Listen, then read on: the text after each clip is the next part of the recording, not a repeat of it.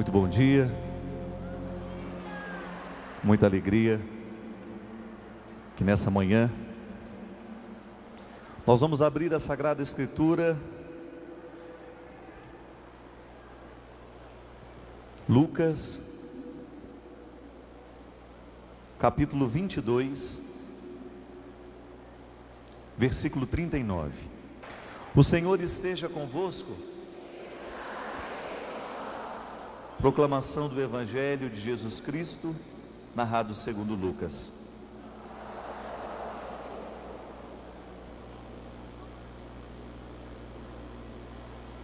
Ele saiu e foi como de costume para o Monte das Oliveiras, e os discípulos o seguiram.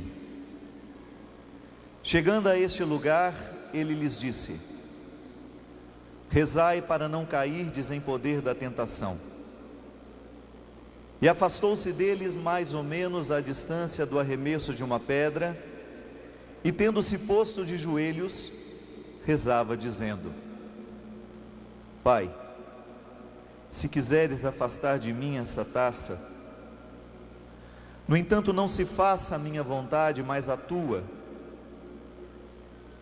Então apareceu-lhe do céu um anjo que o fortificava.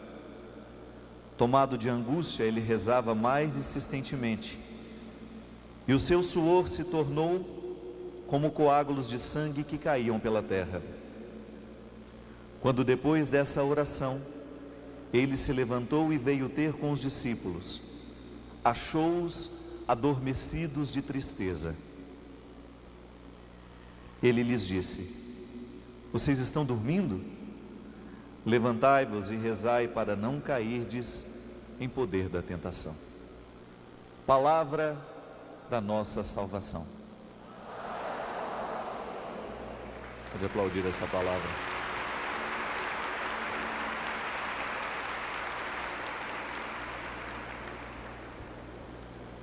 Hoje nós temos uma missão de voltar os olhos sobre um acontecimento humano que todos os dias a gente o esbarra de alguma forma.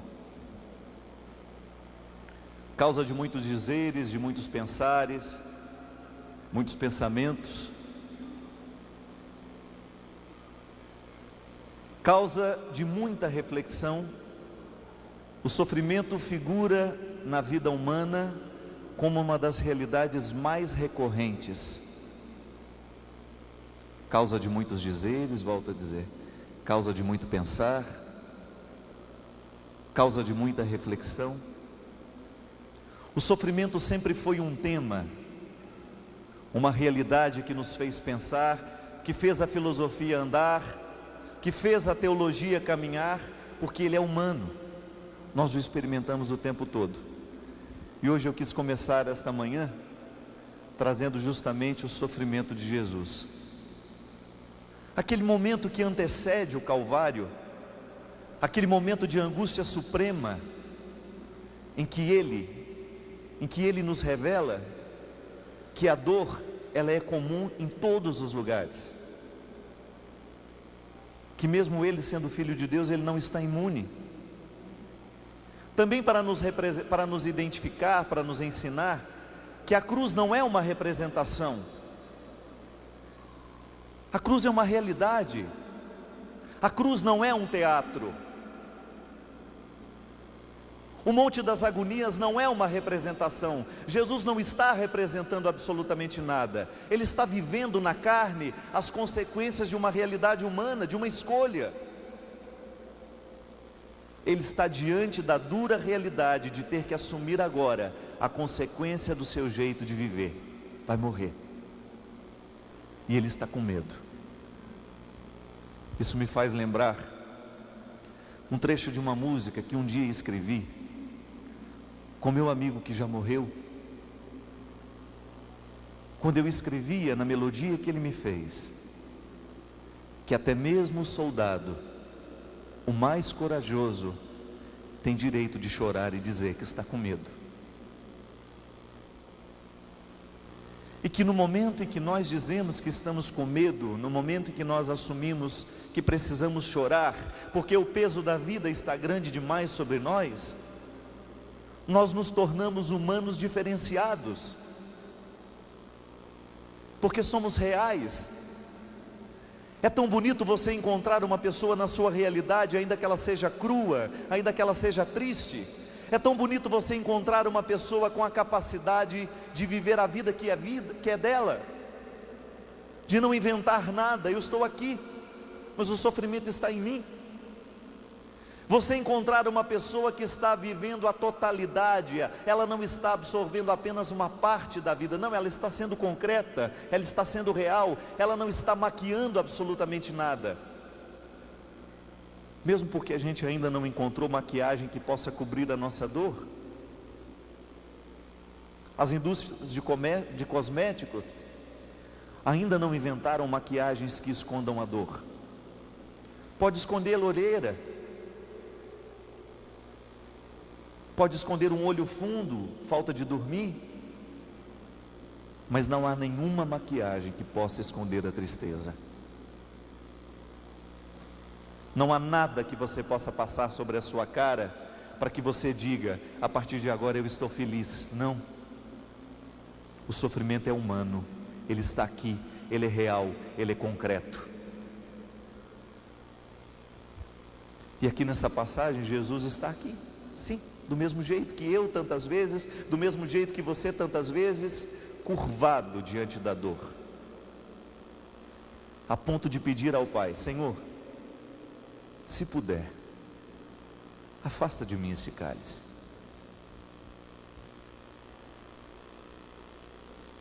Mas que não seja feita a minha vontade, que seja feita a tua. Porque eu sei que este momento em que eu estou passando, ele é uma transição, mas eu preciso da tua força para eu ultrapassar essa pequena distância. Eu preciso das tuas armas para que eu possa vencer esta pequena batalha, ou grande, não importa. E o que nós queremos neste acampamento é isso, minha gente, é pedir a Deus a coragem de segurar a taça até o final, de não cair na tentação de jogar a taça fora, de não cair na tentação de pensar que este vinho não é para nós, que este cálice não é nosso, de não cair na tentação de jogar essa taça para o outro lado e dizer: você que se vire com isso. Não. Hoje a Salete rezava aqui e pedia isso.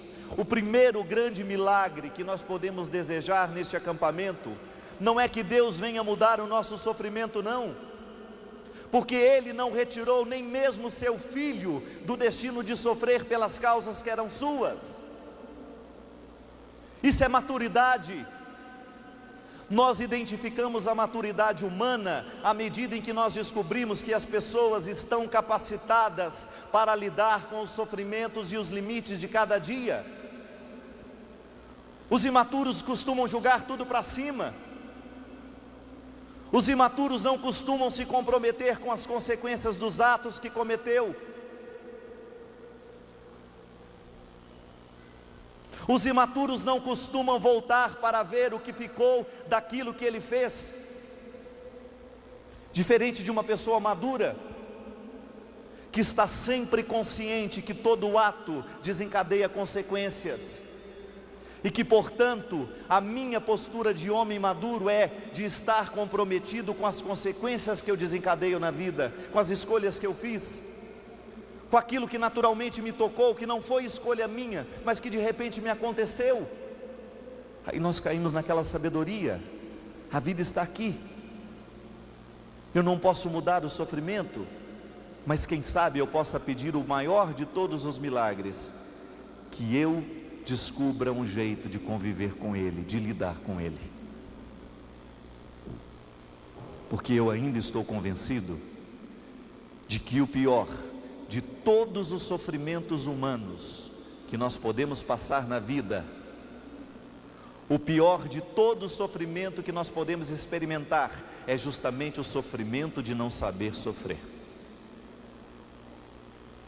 Sofremos dobrado cada vez que nós não sabemos sofrer. Mas e aí, Padre? O sofrimento está em mim, o sofrimento está em você. Eu fiz questão de trazer essa palavra para mostrar que o Jesus também está na perspectiva do sofrimento. Ele não está fingindo que sofre, ele verdadeiramente sofre na carne. E ele, muitas vezes, como eu, como você, ele também pede que esse cálice seja afastado, para que a gente possa se sentir dentro da história. Eu também caio na tentação de pensar: Senhor, afasta de mim este cálice. Eu não quero sofrer a dor desta hora. Se for possível, retira. Se for possível, retira isso de mim. Quantas vezes você mesmo pensou isso no seu coração? Sofrer.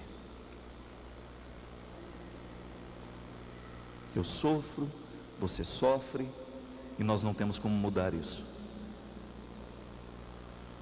A primeira página do meu livro tem uma frase desconcertante.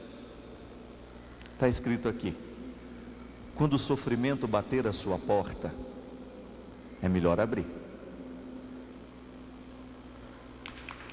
É melhor abrir.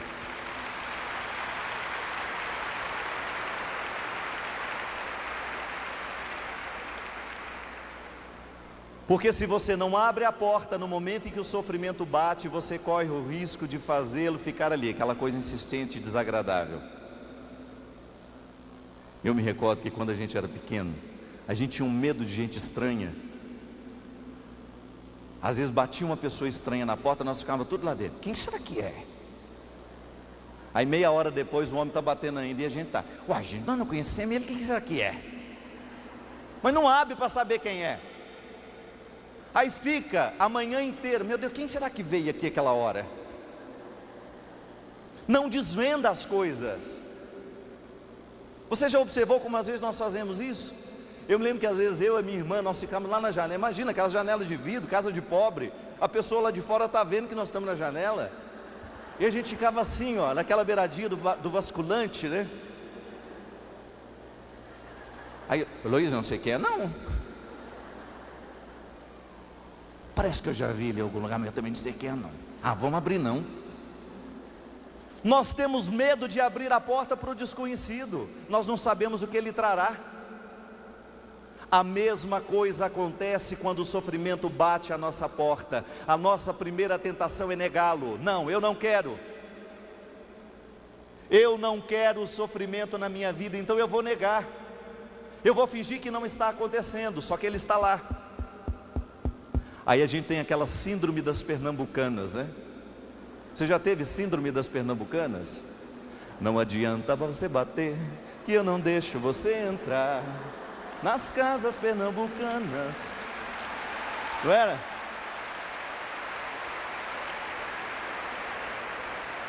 Você se recorda dessa propaganda? Fazia lá: quem é? É o frio. Aí as ordinárias começavam a dançar dentro de casa, né? Não adianta você bater, que eu não deixo você entrar.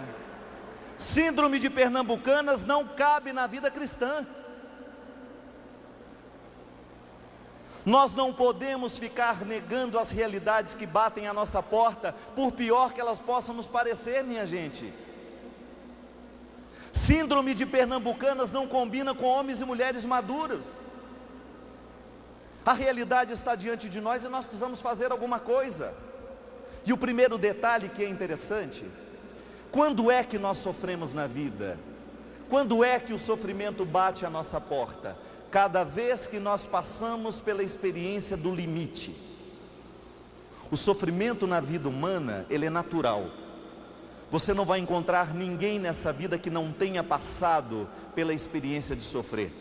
Mas por que a gente sofre, padre? É porque eu sou um molenga? Não. Nós sofremos porque há em nós um conceito aplicado, concreto, que se chama limite.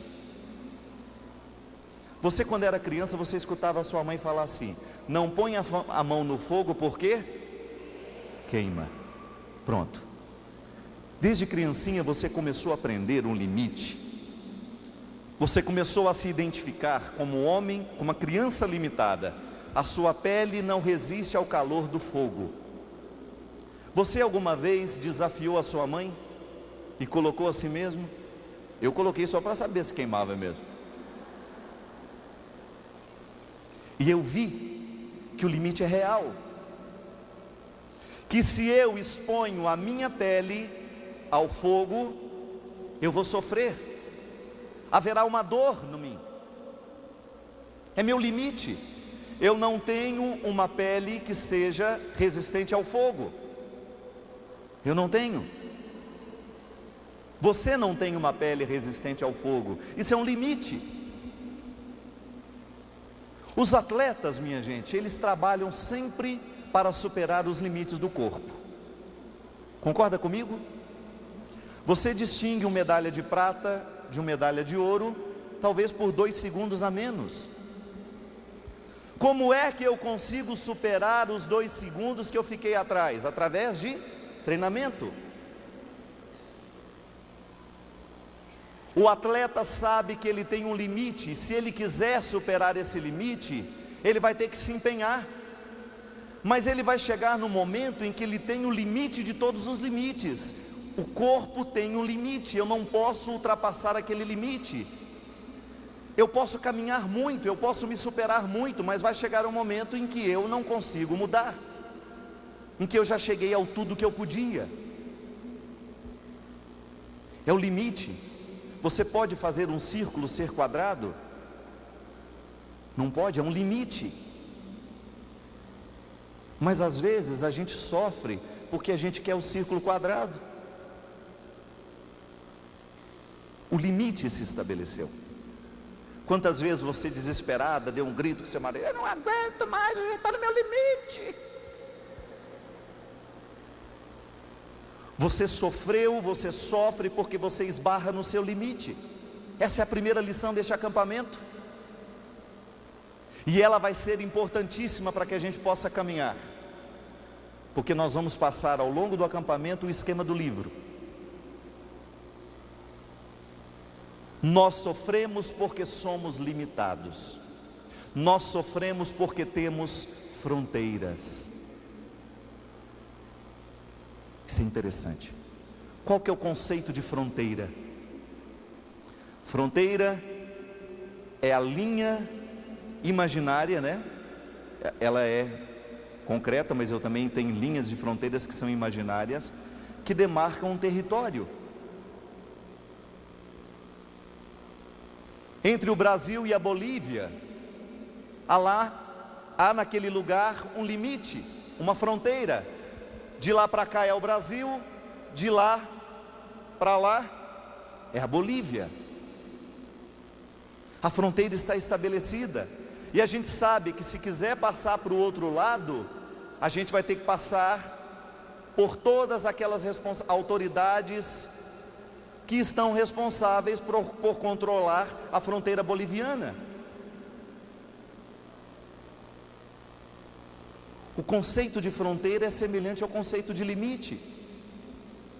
Agora eu pergunto para vocês: existe algum problema em a gente ter limite? Existe problema em a gente ter fronteiras? É algum problema? Não. Mas aí eu te pergunto, por que a gente sofre tanto com os limites que a gente tem? Por que nós não somos capazes de viver a experiência do limite de uma forma que ele não venha nos sufocar? Por que nós sofremos tanto com os limites da vida? Por que nós sofremos tanto no momento em que a gente não pode agir, no momento em que a gente não pode fazer? É porque geralmente a gente encara aquele limite como definitivo. Chegou o final. E não é verdade. Eu pergunto para você, lá na ponta do Amapá, o Brasil começa ou o Brasil termina? Começa ou termina? Depende de quem enxerga. Lá na fronteira do Amapá, o Brasil está começando ou o Brasil está terminando? Depende da maneira como nós interpretamos, depende da maneira como nós olhamos para aquela fronteira. Isso é determinante na nossa maneira de sofrer. Quantas vezes você olhou para o seu sofrimento como término? Agora acabou. Fazia igual aquela cantora, né, que vai ser homenageada numa minissérie. Meu mundo caiu. E não levanta mais não. Por isso que a nota já vai para baixo, né? Meu mundo caiu.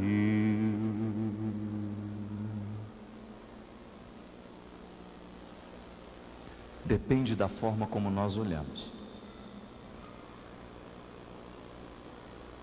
A fronteira está estabelecida, o limite está estabelecido e eu preciso interpretá-lo.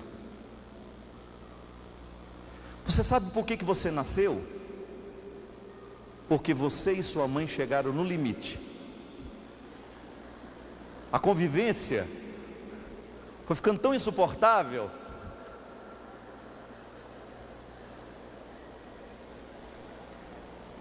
A gente nasce porque a convivência com a mãe está insuportável.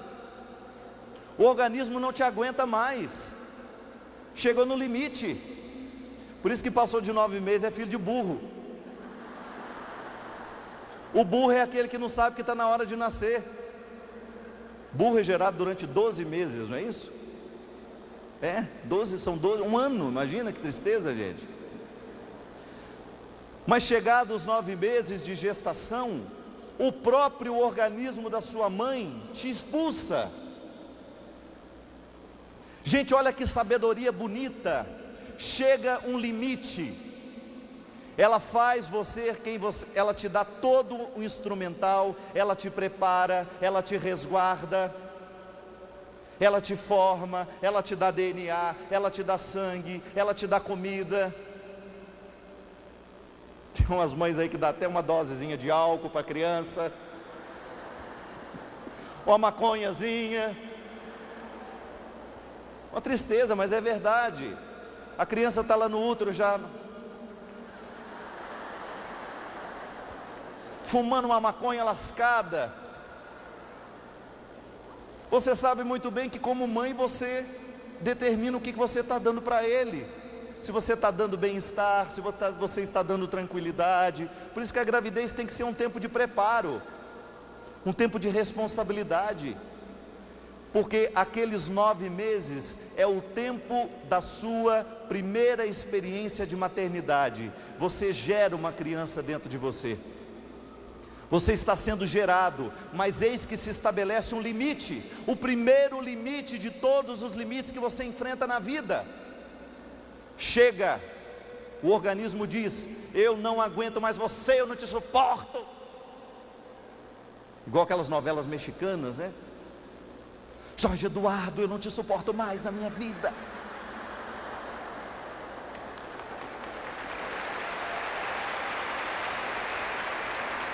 O limite foi estabelecido. Eduarda Leandra. Nome composto é um perigo, viu? Sua mãe deve ter assistido muita novela mexicana, aquelas que passavam no Silvio Santos em outros tempos. A usurpadora.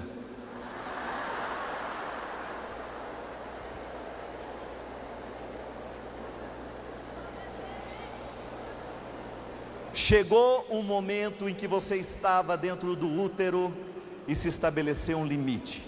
O organismo da sua mãe não podia mais continuar com você lá dentro, senão ele morre. É aquela velha história: olha, tá bom, eu te gerei esse tempo, agora vai embora por favor, bem, que eu preciso continuar. O fígado deve olhar para aquela criança e falar: gente, que hora que será que ele vai? O rim, pobrezinho, não está nem funcionando mais, apertadinho no canto. Ele olha para o outro, triste do outro lado. Como é que estão as coisas aí? Aí ele fala: está seco o negócio aqui. Você como mãe, o seu organismo sabe muito bem que chega um momento em que ele não pode continuar mais como estava, ele precisa mudar. E o que ele faz para superar o limite? Ele expulsa. Sai, que você não me pertence mais.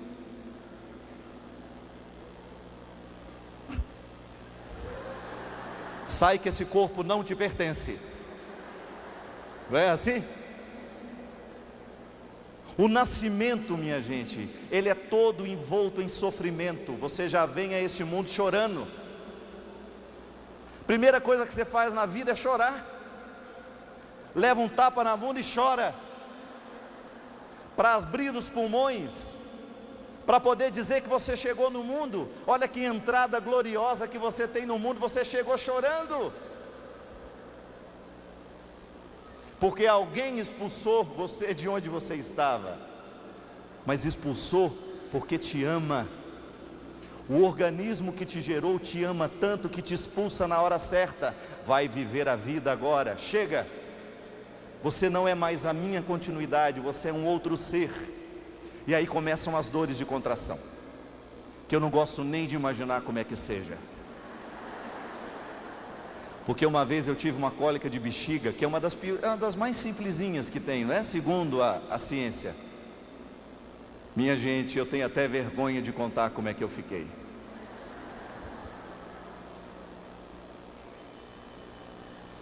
Nós homens, ainda bem que a gente não vai parir ninguém, porque eu nunca vi um bicho mais mole do que nós.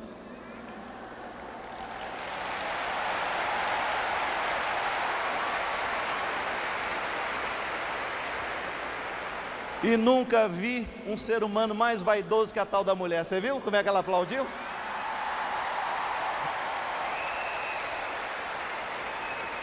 Acha bonito humilhar a gente? Você já deve ter visto o seu marido e o seu filho passar dor.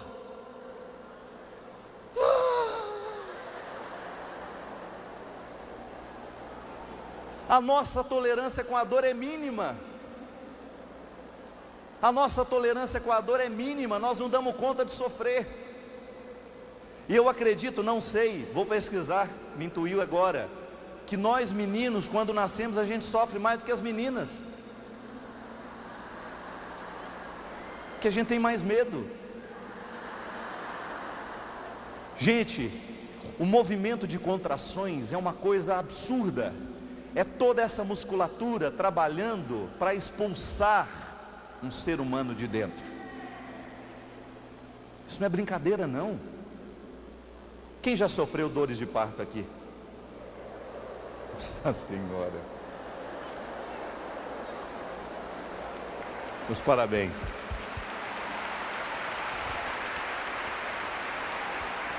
Viu? A minha mãe sofreu 8, todos em casa. Eu fui o único que foi no hospital, mas todos nasceram naturalmente. Ela conta que o Geraldo, um dos meus irmãos, estava sentado até na hora de nascer, tranquilo, como se nada tivesse acontecendo. Ela deve ter tomado uma cachaçinha um dia antes, né? Geraldo ficou lá na Morgana, o organismo expulsando e o Geraldo sentado. A dor é dobrada.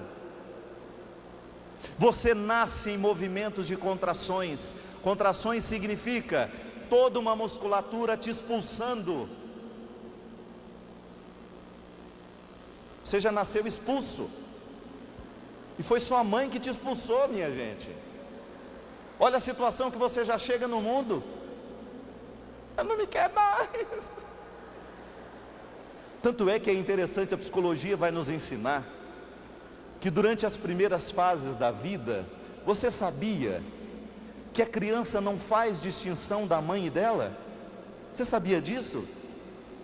Não faz. Distinção é coisa que vai acontecendo depois com o tempo. Ela não sabe que ela é uma outra pessoa, ela acha que ela é a mãe e que a mãe é ela. Isso é muito interessante. Não há o conceito de distinção, você é uma outra pessoa, não. Nós achamos que nós somos a mesma pessoa.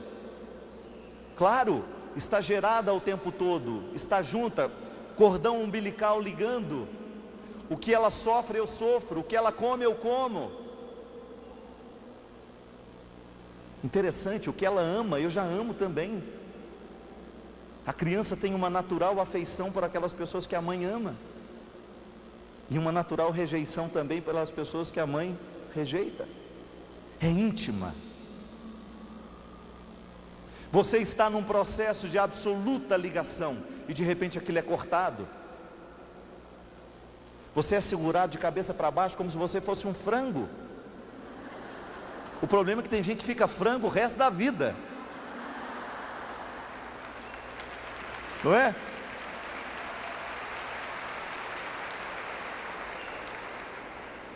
Você é levantado pelos pés. O Silvio Brito já tinha uma música, né? Olha que planeta engraçado, onde já se nasce pelado, meio de cabeça para baixo, agachado, careca sem dente, pelado. Olha que planeta engraçado, onde já se nasce enrolado, meio de cabeça para baixo, agachado, careca sem dente, pelado. É assim que você chegou no mundo. Isso é bonito? Não. É primeira experiência de fronteira, de limite. Assim como eu não sei onde é que termina a Bolívia, onde é que começa o Brasil, também nós, quando nascemos, somos assim. Nós não temos ainda estabelecidas fronteiras, nós não sabemos quem nós somos. Você foi expulso de um ambiente acolhedor e agora você tem que dar conta da vida. Você começa o processo humano de se tornar quem você é, porque você precisava ser expulso. Não há como crescer se você prefere ficar dentro do ventre. Eu não quero sair daqui, aqui está bom demais. Igual o Geraldo sentado, batendo um papo com o rim, contando uma piada para o fígado. Amigo da placenta, amicíssimos. Aliás, a gente falava, quando a pessoa era feia demais, a gente falava, esse aí jogaram a criança fora, cresceu a placenta. A placenta é o invólucro da vida. Nós estamos envolvidos, né? É o nosso papel de presente. É dela que você sobrevive, é uma relação íntima. E você está expulso de tudo isso. Se não está expulso, você morre, você mata a sua mãe. Veja bem como que a experiência do limite é interessante, gente. E o quanto que nós precisamos nos aproximar dessa experiência para aprender o que agora se passa com a gente. Porque o nascimento, você acha que ele foi uma vez só? Não. Quantas vezes na sua vida você também sofre as contrações da vida? Você sofre as dores de ter que nascer de novo. É sua mãe que sofre no momento de dar à luz? Não. A criança sofre. Olha o lugar apertado que ela passa, gente. Eu até hoje, eu tenho medo de passar em lugar apertado. Se você quiser me ver desesperado, apavorado, a ponto de perder o controle, e eu descobri isso uma vez na vida, quando eu morava lá em Minas Gerais, morava na cidade de Lavras, e nós estávamos numa cidadezinha chamada Carrancas. Já ouviu falar?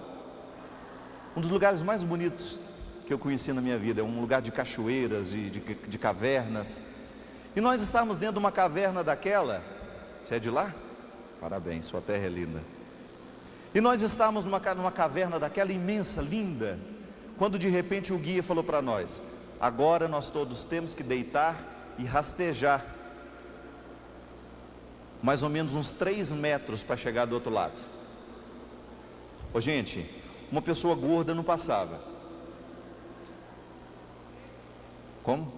Preconceito? Não, é realidade. É verdade, não passava. Era isso aqui, ó, um espaço pequeno, em que a gente tinha que enfiar e passar rastejando no meio escuro.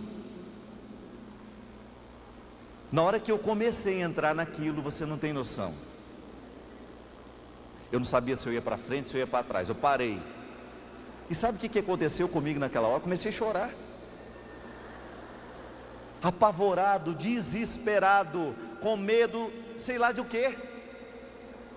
Não me pergunte o que eu estava com medo, que eu não sei. Só sei que foi assim, como dizia o sábio Chicó.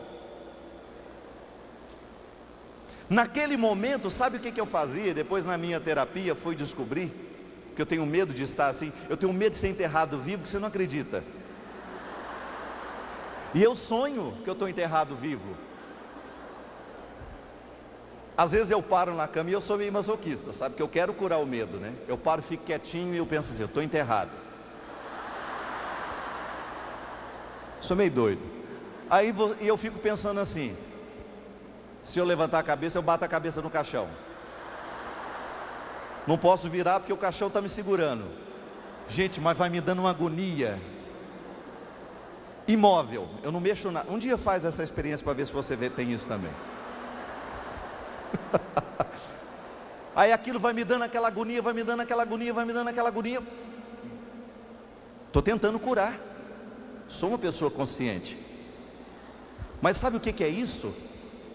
O psicólogo estava me dizendo no momento em que eu contava essa experiência para ele. São sonhos recorrentes, isso é, voltam sempre. Você deve ter tido alguma dificuldade ao nascer. A sua experiência de nascimento deve ter sido tão dolorosa que ainda hoje você passa pelo medo psicológico de estar no lugar estreito. Pode ser fruto do seu nascimento. Veja bem o quanto é interessante.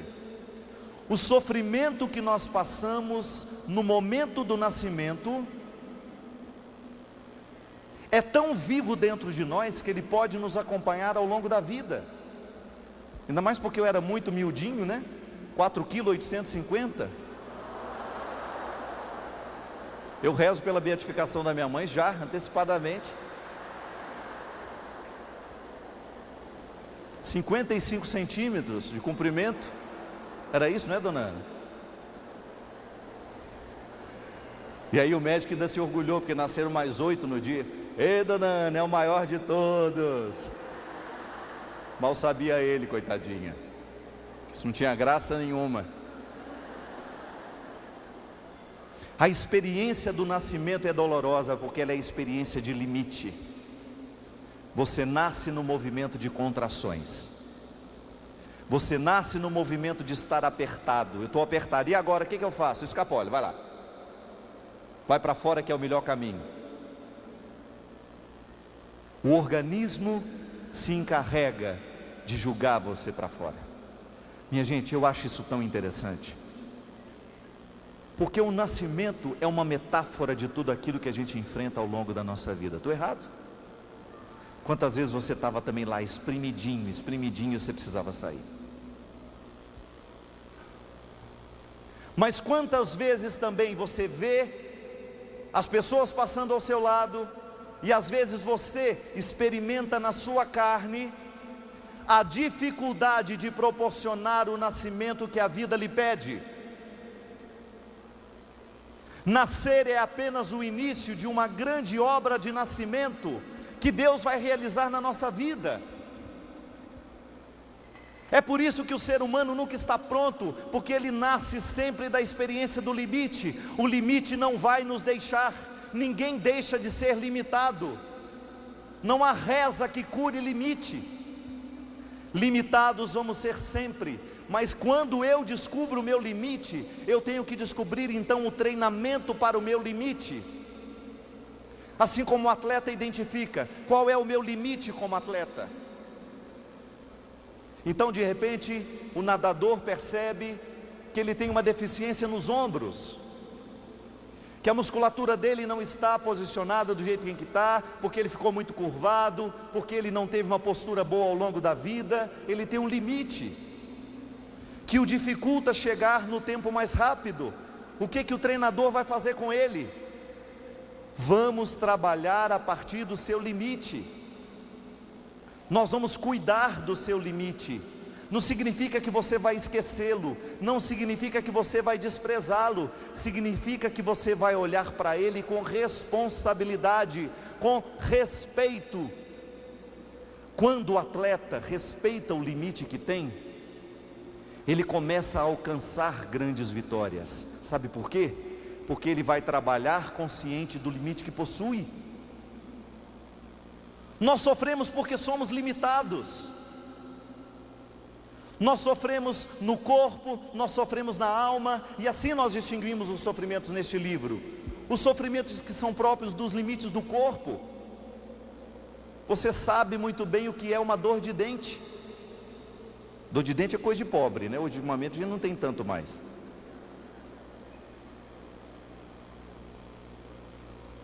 Mas é uma das piores experiências que a gente tinha na vida. Aquela panela preta dentro da boca, enchia de algodão com álcool, para ver se parava de doer. E a minha mãe tinha uma receita boa, falou: ó, melhor coisa para dor de dente, aí a gente regalava os olhos, né? Querendo saber. Ela falava: é colocar a raiz dele no sol. Arranca, né? Aí melhorou. Os sofrimentos do corpo você o experimenta o tempo todo.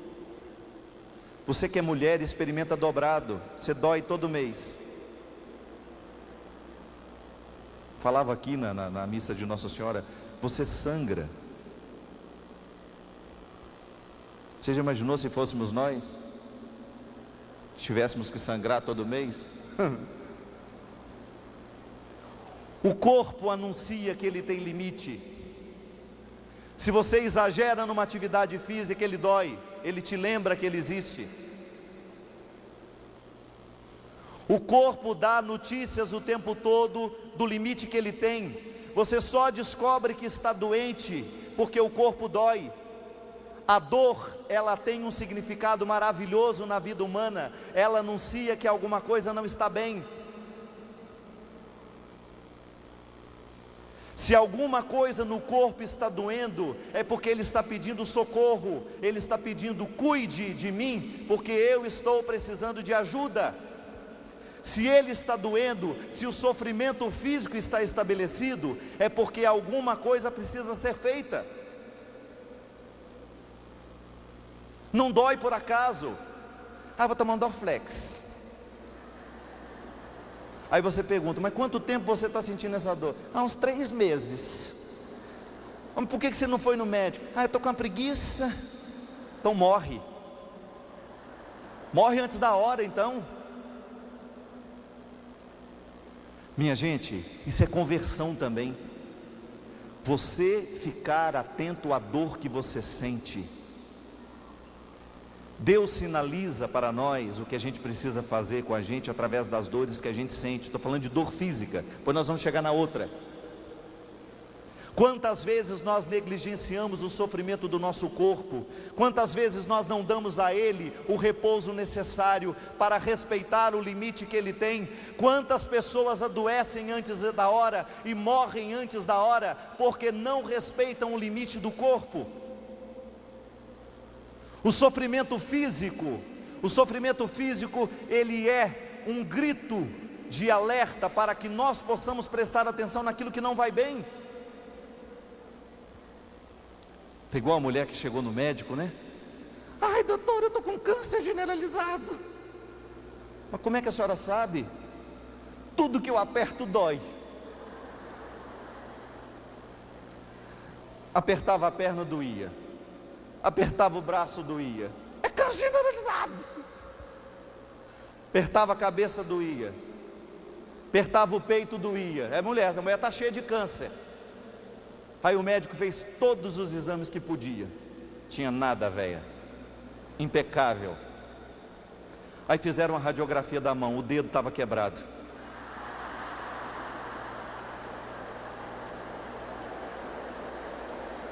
Era só o dedo.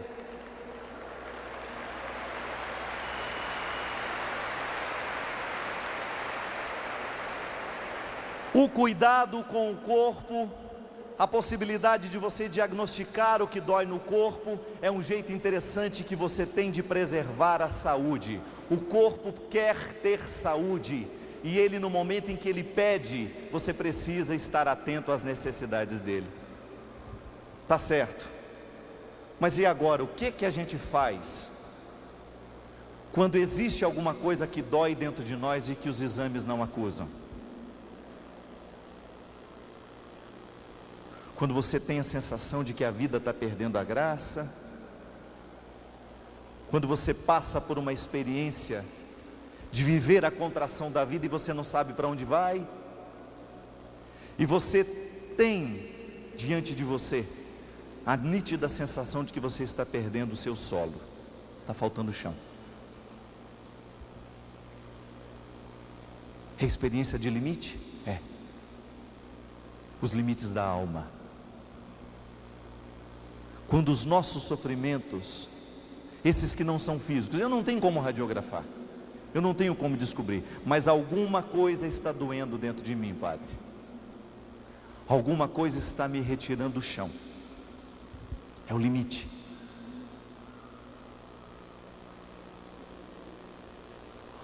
Eu estou precisando passar pela experiência de nascer de novo. Como é que nós experimentamos esse limite, minha gente? Quando as coisas não acontecem do jeito que a gente quer, por exemplo. Quantas pessoas você encontra sofrendo porque a vida não foi do jeito que ela pensou que seria? Quantas pessoas marcadas pela depressão, pelo sofrimento, por causa disso? A minha vida não é do jeito que eu queria, a minha vida não é do jeito que eu sonhei. O sofrimento me aconteceu e eu não sei o que fazer com isso agora. É o meu limite. Eu estou diante de um limite. Eu gostaria de perguntar a você agora: quais são os grandes sofrimentos que você identifica na sua vida nos últimos tempos? Quais são as grandes questões que são capazes de infelicitar o seu coração nos últimos tempos?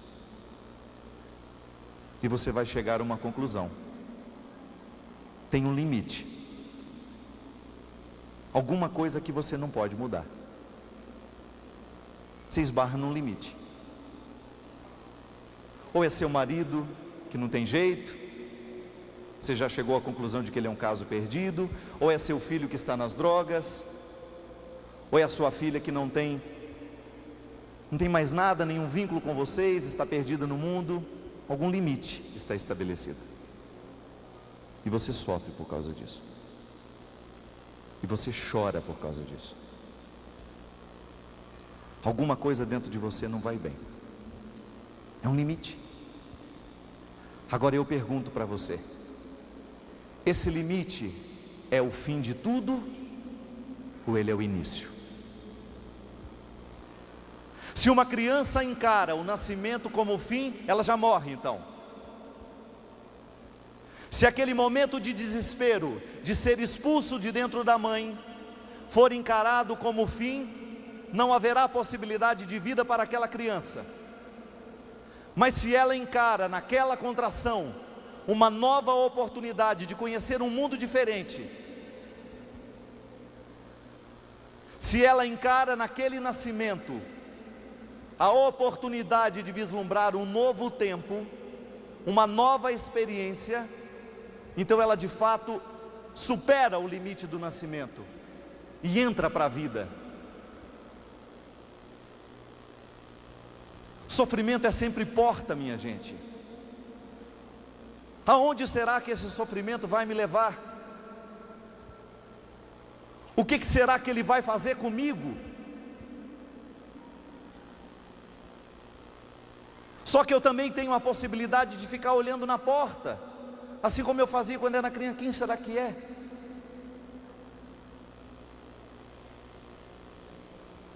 Sofrimento é porta.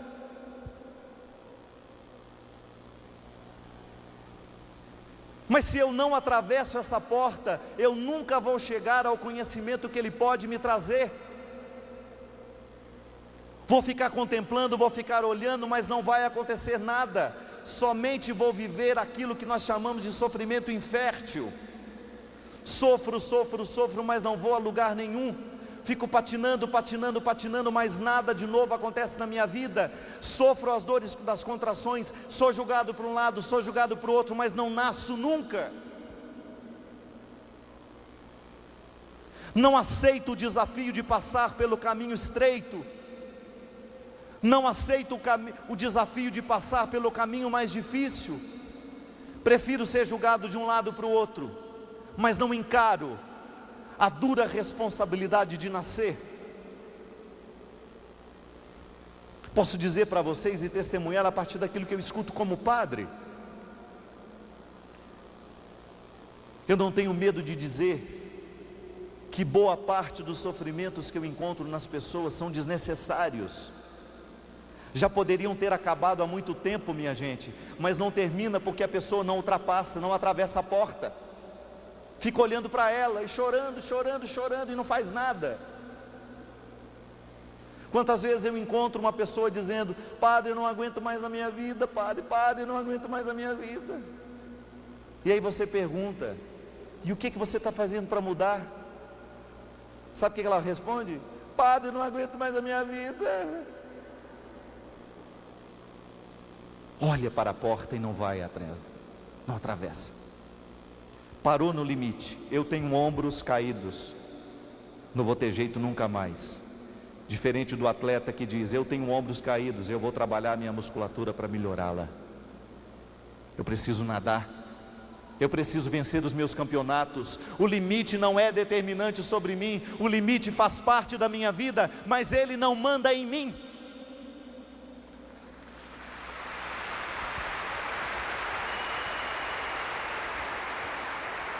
É aquela pergunta idiota, que já deu até título de livro: por que pessoas boas sofrem? As ruins também sofrem, todo mundo sofre. Que idiotice é essa, pensar que somente as pessoas boas sofrem? O que acontece é que pessoas boas são mais honestas no momento que sofrem, elas contam um pouco mais, elas são mais transparentes. Diferente das pessoas ruins, que fazem de tudo para que ninguém veja o que ela está passando, para que ela tenha o direito de continuar ruim.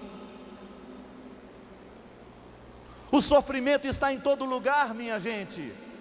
Se hoje nós abríssemos este microfone para que você tivesse a oportunidade de contar a sua história, aquela que você acha absurda, aquela que você acha que é o pior de todos os sofrimentos, você vai ter no mínimo mais 1.000, 2.000, 3.000 pessoas sofrendo a mesma coisa que você.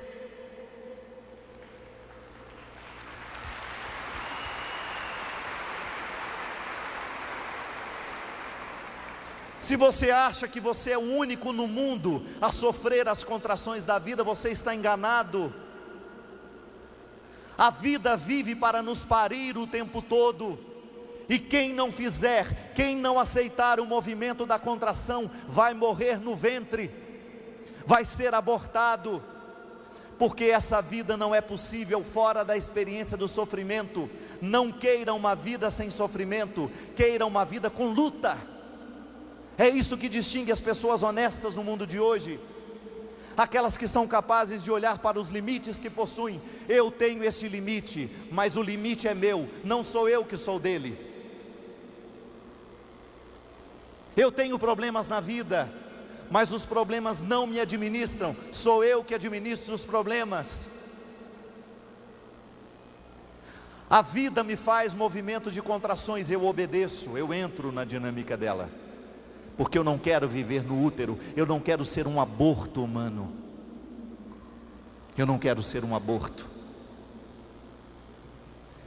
E muitas pessoas são abortadas no processo da vida, justamente porque não são capazes de entender o limite que está na hora de sair. Gente, nós nunca estaremos prontos. O conceito de limite nos diz isso. Nunca estaremos prontos. Você experimenta isso na sua carne. Aquilo que você desejava tanto já aconteceu, acabou. Se não desejar coisas maiores e melhores, você vai morrer. Lacan dizia que a vida é movida pelo desejo, e o desejo sobrevive da ausência, não é da presença. O que me motiva é aquilo que eu ainda não tenho, é aquilo que eu ainda não alcancei. E o mais bonito é chegar no processo de alcançar, não é alcançar. O sofrimento é a mesma coisa, ele não pode ser entendido como destino final, ele tem que me ensinar que ele é processo. Essa dor que me bate no peito, ela tem alguma coisa para me mostrar, tem alguma coisa que dela hoje eu posso usufruir. O sofrimento não é todo negativo, pelo amor de Deus, assim como o limite de ter que nascer não é negativo, é um limite que está ao nosso favor. A contração das dores de sua mãe, para expulsar você do ventre, não está contra você, ela está a favor. Aí entra o milagre que a Salete pedia hoje. Eu não quero que Deus retire o sofrimento da minha vida, eu quero que Deus modifique o meu jeito de olhar para Ele.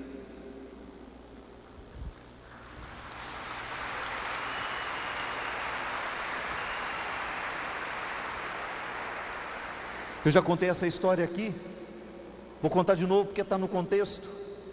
A mariposa imperial é linda, aquelas asas grandes, azuladas. Gente, quando ele está saindo do casulo, é terrível, é uma agonia, porque o casulo é muito estreito, ela é grande. Às vezes ela passa quase 2 dias para sair do casulo, sofrendo, se apertando, as asas todas entumecidas ainda. Ela precisa sair daquele casulo para ela vir a ser a mariposa que ela já é, mas que ainda não está totalmente manifestada.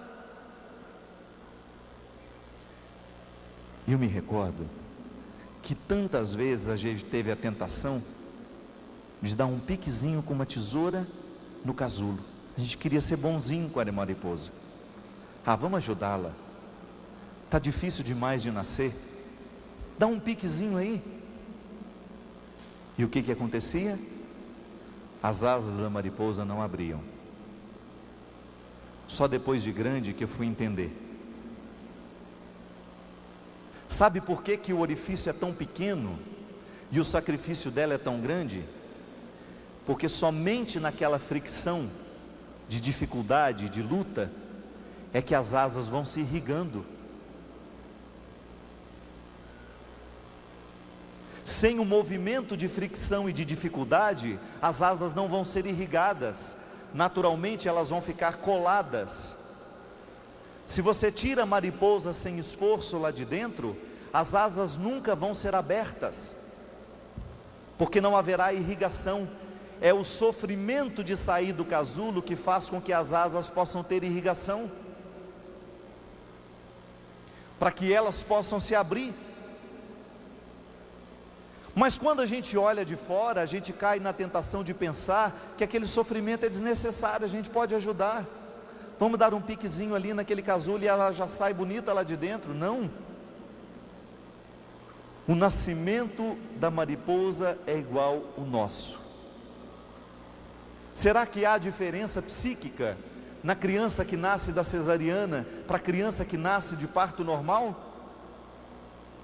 Eu acredito que há.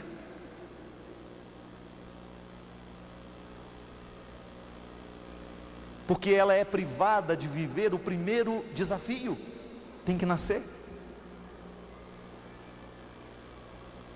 Pode ser que dentro da cabeça dela, a gente não sabe, nós não temos como controlar isso. O primeiro desafio não precisou, diferente daquele que já teve que passar pelo esforço de ir embora. Não importa se isso é verdade ou não, só para nos fazer pensar. No caso da mariposa é verdade. Ela não vira mariposa, ela vai ficar larva arrastando aquela asa horrorosa, empapada, porque ela não passou pelo sofrimento de nascer. Gente, as pessoas mais interessantes que eu encontrei na vida são as pessoas que mais sofreram. Isso não é conversa fiada, não. E você sabe muito bem disso. Você sabe muito bem que a gente não para nem para escutar uma pessoa que é alegrinha demais. Outro dia falaram para mim: Padre do céu, as mulheres do seu livro são tristes demais. Eu falei: claro, você já viu o personagem feliz fazer sucesso? Qual personagem feliz entrou na história da literatura e é lembrado? Agora, os que foram marcados pelo sofrimento, pela luta e que deram conta, estes sim entram na história. Grandes homens e grandes mulheres passaram pelo constante processo do renascimento, pela dura experiência de ter que nascer no momento em que tudo era contrário a ela. É isso que faz gente. Não tem máquina para amadurecer ninguém, não. Não tem fórmula mágica para nos transformar em gente interessante, não. Não há nenhuma fórmula mágica para transformar pessoas comuns em pessoas interessantes. Da mesma forma como não há mágica para transformar pessoas comuns em pessoas fracassadas.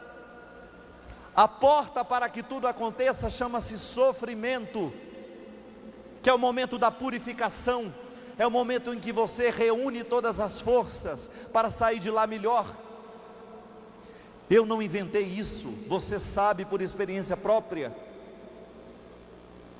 Os saltos qualitativos que você teve na vida, o que você alcançou verdadeiramente na vida, você pode observar, foi no momento em que você sofreu.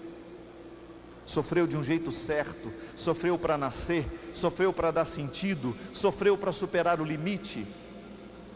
Mas o contrário também é verdadeiro. O momento em que você mais foi infeliz, foi o momento em que você sofreu para ficar derrotado, sofreu para ficar fracassado, e você fez o caminho oposto. Você fez do seu sofrimento o seu motivo de pena, de piedade, de vítima. Não. Reconhecer o limite que se tem é uma bonita forma que você tem de acolher a dor na sua vida. Reconhecer o limite que se tem é uma bonita forma que você tem de você superá-lo. E é para isso que Deus te traz aqui, para você lançar os olhos sobre aquilo que te faz sofrer. E quem sabe domingo depois do almoço, na hora que você for embora, você saia daqui com os mesmos limites, com os mesmos sofrimentos, mas você sai olhando diferente para eles. Porque o maior milagre que Deus pode realizar na nossa vida é esse.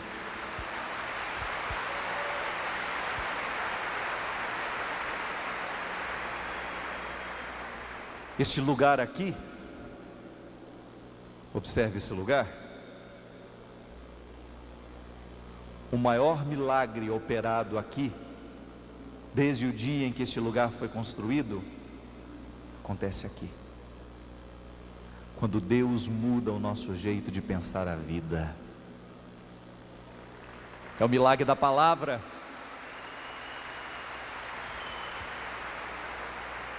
Com todo respeito àqueles que já fizeram a experiência da cura física,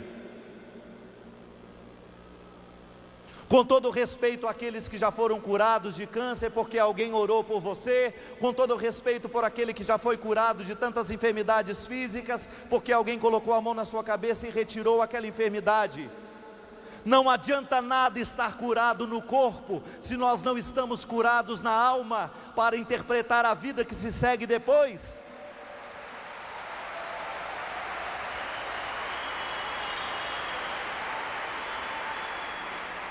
Não adianta absolutamente nada um homem sair daqui curado de câncer se o coração dele continua com o mesmo rancor do passado. O que mobiliza a igreja não é a cura física, o que cura a igreja, o que mobiliza a igreja é a cura espiritual, porque mesmo que nós morramos todos os anos de câncer e de doenças e de mais coisas, a nossa vida continua sendo um testemunho quando nós a vivemos de um jeito certo.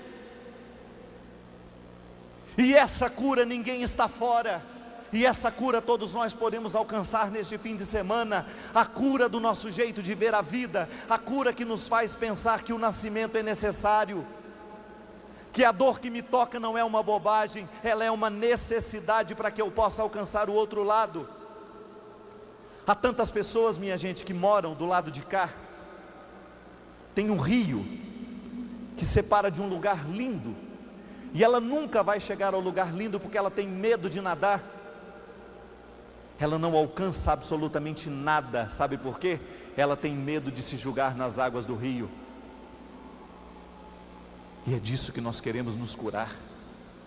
Quantas pessoas estão aqui hoje, estacionadas numa margem, e eu não chego do outro lado porque eu tenho medo, Padre. Eu estou curvado diante da dor, eu estou curvado diante do sofrimento. E eu estou o tempo todo pedindo: Pai, afasta de mim este cálice. Pai, abre as águas deste rio para que eu possa atravessar a pé enxuto. E o Senhor está apenas lhe pedindo: tenha coragem. Tenha coragem. Tenha coragem de hoje estar diante de Deus de um jeito honesto.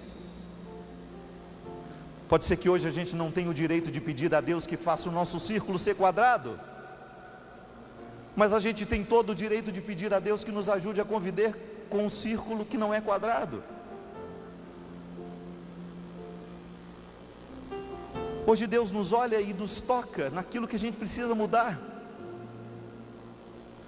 modificar a nossa compreensão da gente, sobre a gente mesmo. Eu não posso arrancar do sofrimento do seu coração. Se eu tivesse esse dom, eu arrancaria. Mas quem sabe, pela força do Espírito que me move, eu possa colocar uma palavra na sua cabeça e você começa a pensar sobre ela, e ela vai se multiplicando de forma miraculosa dentro de você, e você começa a interpretar a sua vida de um jeito novo. E de repente você fala: ei, esse sofrimento não é o fim, ele é o início de um novo nascimento. Início de um novo tempo. Está ficando de pé comigo? Mesmo na tempestade,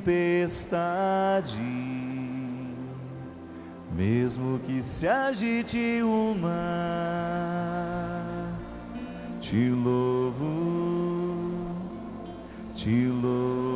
em verdade.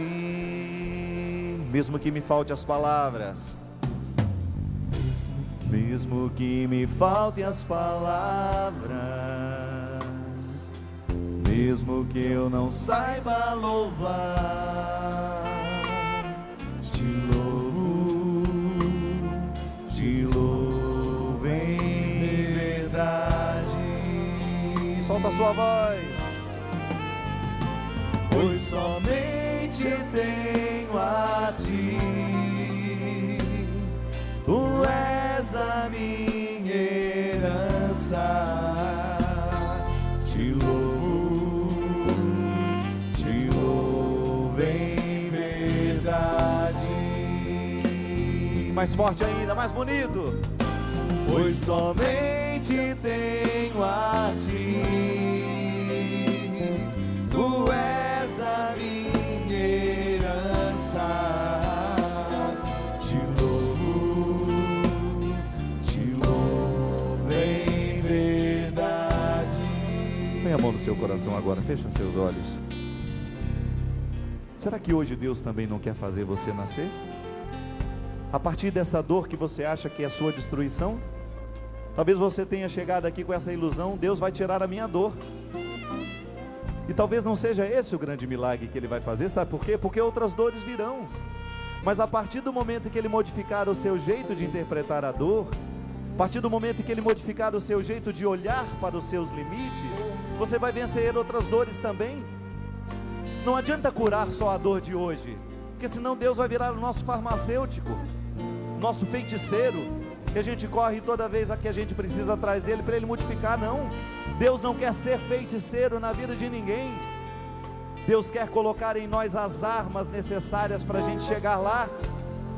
Assim como o médico ajuda a gente a nascer, Deus também está aí para nos ajudar a nascer, mas não para nascer para nós, não para nascer por nós. Deus nos dá a força, Ele vai parturiar o nosso processo, Ele nos segura pela mão para que a gente vá. Deus não vai retirar a sua dor, mas Ele pode ajudar você a arrancar essa dor de dentro de você, arrancando os ódios, colocando o perdão dentro do seu coração, da sua vida. Essa é a cura que nós precisamos pedir nessa manhã, minha gente. Que Jesus venha nos ensinar a nascer. Esta dor não pode ser definitiva. Este sofrimento que o trouxe aqui não pode ser o definitivo da sua história. Ele é apenas um momento de limite, mas ele não é o determinante na sua história. Por isso que hoje nós já podemos declarar essa vitória de Deus. Senhor, eu quero que Tu mudes o meu jeito de pensar. Senhor, eu quero que Tu mudes o meu jeito de agir diante da dor, diante do meu limite. Eu quero que Tu mudes, Senhor, o meu jeito de olhar para as dores do mundo com mais esperança, e me ajuda a nascer, Senhor. O caminho é estreito, a luta é grande, mas eu quero nascer, Senhor. Eu quero ser um ser humano interessante, talhado, cortado na dor, purificado na experiência da dor.